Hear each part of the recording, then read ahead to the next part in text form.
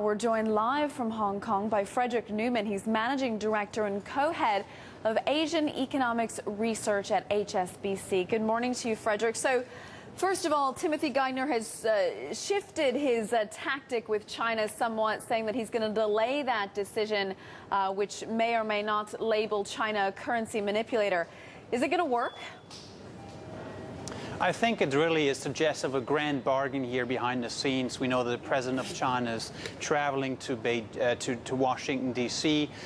In a few days. And I think it's suggestive that there have been talks behind the scenes that the Chinese have said we might do something here in the next couple of months. Just don't press us publicly. And I think that's where this move is coming from.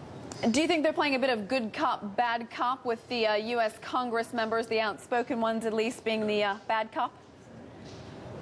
I think that's a good way of putting that. As you know, rhetoric on Capitol Hill has been ratcheted up.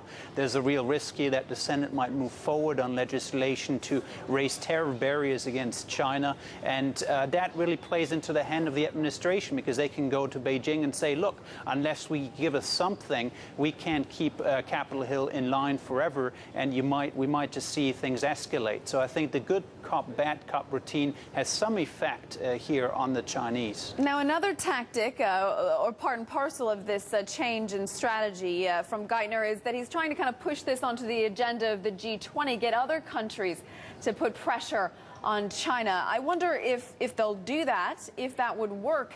And I wonder how a country like India feels about the yuan.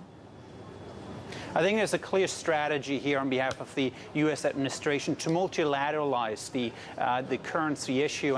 And India has, in fact, in the past seen imports from China surge to the detriment of local producers. And so you would think there is a natural interest on behalf of the Indians to join the call against the Chinese and tell them to appreciate the currency. But I doubt whether this will be really effective. If you look at trade imbalances across the world, it's really the Americans who are taking the brunt here in terms of the bilateral deficit with China. And so I don't think the administration is going to get too much help from other governments.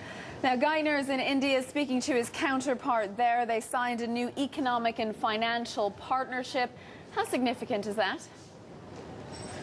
Well, I think it's really to raise the profile of India in the global discussion, to provide some counterbalance to China, if you will, in terms of showing to the Chinese here, look, we also have other partners we can talk to. But the reality is that bilateral trade with China is about 8 times as large as bilateral trade with India for the United States.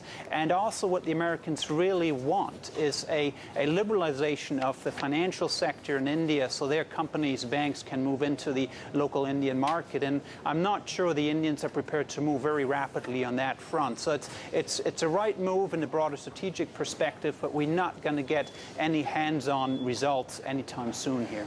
Frederic Neumann of HSBC, thank you so much for joining us.